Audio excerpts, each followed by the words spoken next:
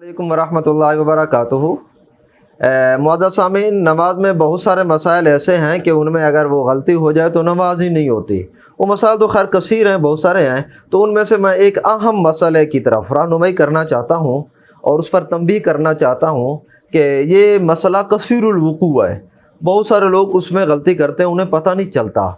تو بھائی مسئلہ یہ ہے کہ تکبیر تحریمہ جو ہے نا، تکبیر تحریمہ، یہ تکبیر تحریمہ سب سے پہلی تکبیر ہوتی ہے کہ جب آدمی نماز شروع کرتا ہے تو اس وقت اللہ اکبر کہتا ہے، اس کو کہتے ہیں تکبیر تحریمہ۔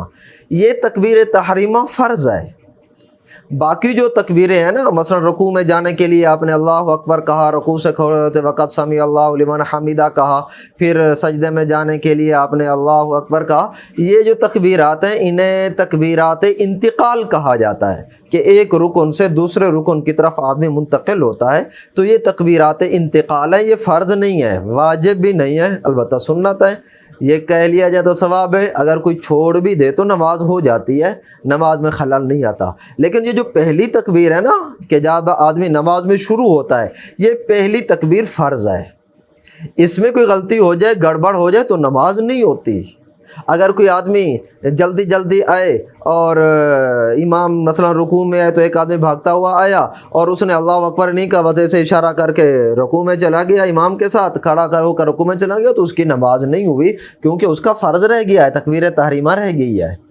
تو تکبیر تحریمہ میں ایک دو مسئلہ وہ بیان کرنا چاہ رہا ہوں ذرا، کہ بعض اوقات ایک دیہاتی لوگ جو ہوتے ہیں یا پڑھے لکھے نہیں ہوتے یا لا علمی میں، وہ اللہ اکبر کی بجائے وہ کہہ دیتے ہیں اللہ اکبر، یعنی اللہ کا جو لام کا جو الف ہے جسے کھینچا جاتا ہے، اللہ، اس کو کھینچتے نہیں ہیں، لمبا نہیں کرتے، یہ الف گرا کر جلدی کہہ دیتے ہیں اللہ اکبر، اللہ اکبر۔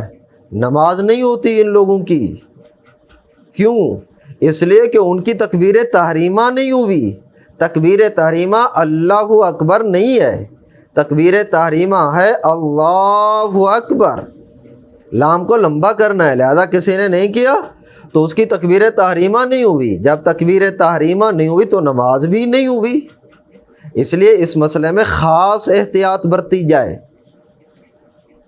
ایک اور مسئلہ بھی،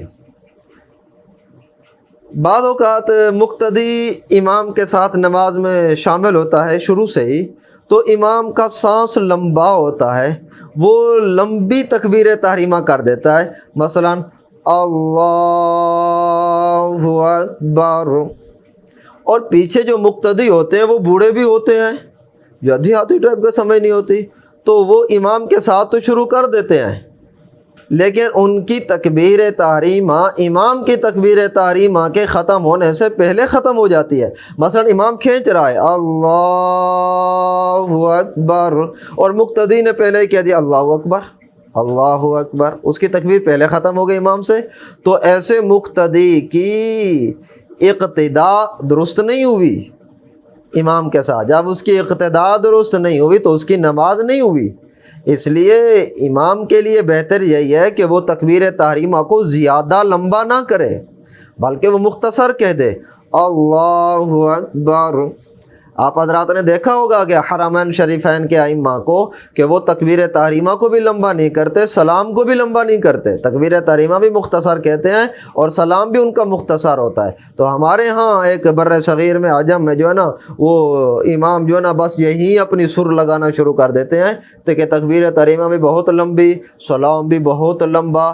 تکبیر تحریمہ لمبی نہیں کرنی، سلام بھی، اگر سلام میں اگر کچھ ہو گیا کہ امام مقتدی کا سلام پہلے ختم ہو گیا تو اس میں خیر نماز میں کوئی نماز ہو جائے گی، زیادہ خلل نہیں آئے گا۔ لیکن تکبیر تحریمہ میں اگر ایسے ہو گیا کہ مقتدی کی پہلے ختم ہو گئی، امام کی بعد میں ختم ہوئی، تو ایسے مقتدی کی نماز درست نہیں ہوئی۔ مقتدی کی تکبیر تحریمہ امام کی تکبیر تحریمہ کے ختم ہونے کے بعد ختم ہو۔ اسی طرح مقتدی کی جو تکبیر تحریمہ ہے وہ امام کی تکبیر تحریمہ سے پہلے نہ شروع کرے، بلکہ امام کی تکبیر کے بعد شروع کرے، یعنی جب امام اللہ کہنا شروع کر دے پھر مقتدی کہے۔ اگر امام نے ابھی تکبیر تحریمہ کہنا شروع نہیں کی، مقتدی نے پہلے شروع کر دی، تو بھی مقتدی کی اقتدا نماز درست نہیں ہوئی، کیونکہ اس نے امام کی اقتدا کی نہیں۔ اقتدا ہوتی ہمیشہ بعد میں ہے اور اس نے تو پہلے شروع کر دیا تھا۔ تو یہ دو اہم مسائل ہیں جن پر تنبیہ ضروری ہے، آگاہی ضروری ہے۔ تو نماز کے اندر ان دو باتوں کا خاص خیال رکھا کریں، ورنہ نماز کے اندر خلل آ سکتا ہے۔